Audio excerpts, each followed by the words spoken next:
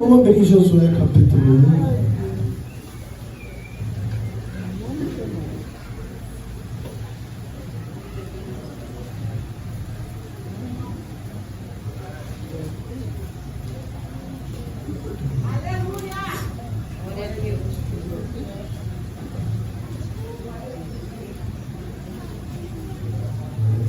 Amém? Todos comigo?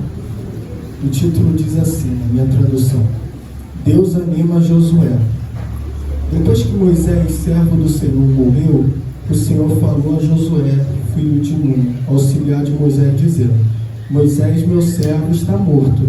Prepare-se agora e passe esse Jordão, você e todo esse povo, e entre na terra que eu vou dar aos filhos de Israel. Todo lugar em que puserem a planta do pé, eu darei a vocês, como prometi a Moisés. O território de vocês irá desde o deserto e o Líbano até o grande rio, o rio Eufrates, estendendo-se através de toda a terra dos heteus até o mar grande na direção do poente do sol. Ninguém poderá resistir a você todos os dias de sua vida. Assim como estive com Moisés, estarei com você. Não o deixe, nem o abandone, não o deixarei, nem o abandonarei. Seja forte e corajoso, porque você fará esse povo herdar a terra que, sob juramento, prometi dar aos pais deles. Então somente seja forte e muito corajoso, para que você tenha cuidado de fazer segundo toda a lei que o meu servo Moisés me ordenou. Não se desvie dela nem para a direita nem para a esquerda, para que seja bem sucedido por onde quer que andar. Não cesse de falar desse livro da lei, pelo contrário, medite nele de dia e de noite, para que você tenha cuidado de fazer segundo tudo que nele está escrito. Então você prosperará e será bem sucedido. Amém? Amém. Vale os irmãos ler todo, pode se sentar. Acho muito interessante porque logo no começo desse livro, logo no primeiro capítulo, né, ele já começa a falar com o povo. Primeiro ele fala a vocês vão herdar a terra, vocês estarão numa terra grande. Ele explica como será a terra, Deus explica no caso. Depois, logo no versículo 5, ele já chega e fala com Josué. Aí a mensagem já é direta a Josué, aquele que foi escolhido por Deus para comandar, para levar todas aquela terra. E o que eu acho muito interessante de Josué é que ele seguiu os conselhos que Moisés tinha dado. Ele era aquele que a todo momento sabia que ele tinha um líder comandando aquilo ali. E ele precisava respeitar aquele que muitos não fizeram. E ele teve o galardão dele, ele herdou a terra prometida. Logo mais à frente a gente vai ver que poucos foram que herdaram. Na verdade, só 2 famílias herdaram a terra prometida. Mas ele herdou pela obediência e por seguir aquilo que Deus tinha falado com ele. Então Deus não vai dar nada na nossa mão se a gente não se mostra capaz de merecer.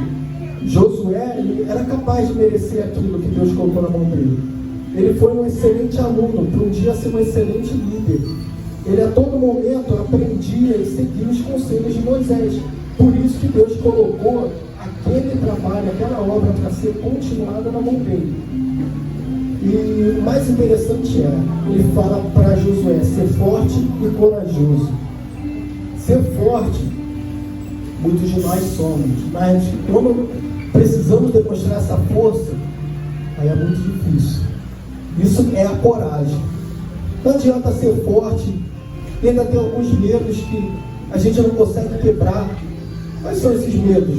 Tem muitos que têm medo de pregar a palavra de Deus. Tem muitos que têm medo de fazer esse trabalho que a igreja faz, de levar comida para moradores de rua. Tem muitos que têm medo de altura para subir monte. E esses medos nos faz ser covarde às vezes. E tira esse corajoso que Deus quis falar com Josué.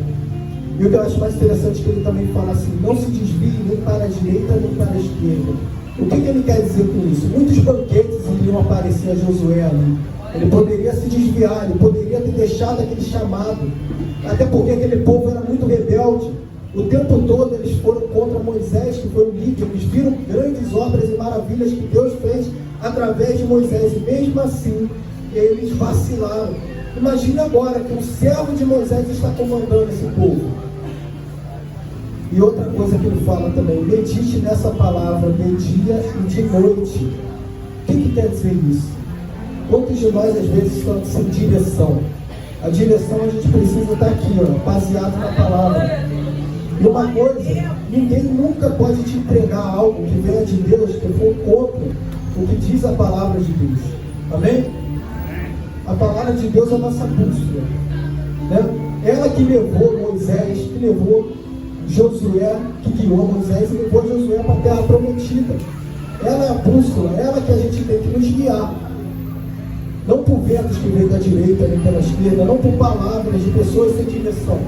A nossa bússola vem de Deus. E aí ele fala assim para Josué para acabar. Se você fizer tudo isso que eu estou lhe ordenando, você será próspero, você será bem sucedido, né? Alguns têm essa doutrina do Evangelho da Prosperidade. Eu não me aprofundei nisso, então eu não estou aqui para julgar.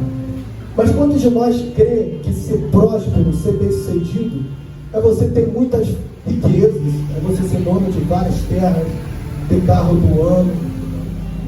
Ali, você bem sucedido para Josué é o que eu pego para mim. É herdar a terra prometida. Quem quer aqui herdar a terra prometida? Lá onde não haverá noite, o mar vai ser de cristal, as ruas vão ser de ouro. Essa é o que a gente precisa, é essa a nossa terra prometida. Nada nessa terra, aqui, vai se comparar à glória que vai ser lá. Ser chamado pelo Mestre, poder receber o galardão de Deus, estar lá na boca do Cordeiro. É isso que eu quero para mim. Muitos de nós acham que o que tem nessa terra consegue se igualar o que tem lá em cima. Não vai chegar nem perto.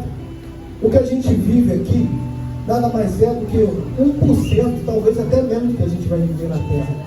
Uma vez um pastor amigo meu falou sobre o que é imaginar a eternidade no céu. Eu vou dizer para vocês, é uma parábola, é muito interessante. Vocês imaginam uma corda gigante assim, e nessa pontinha da corda você vai pegar e vai pintar de vermelho.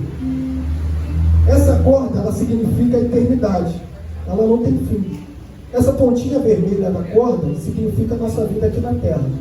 Só que o mais interessante é o seguinte: o que a gente fizer nesse pouquinho de tempo que a gente tem na terra poderá influenciar a eternidade onde a gente vai passar. Eu digo, o que a gente está fazendo? Será que a nossa eternidade vai ser lá no céu, com a glória do Senhor, a gente poder ver o Mestre face a face?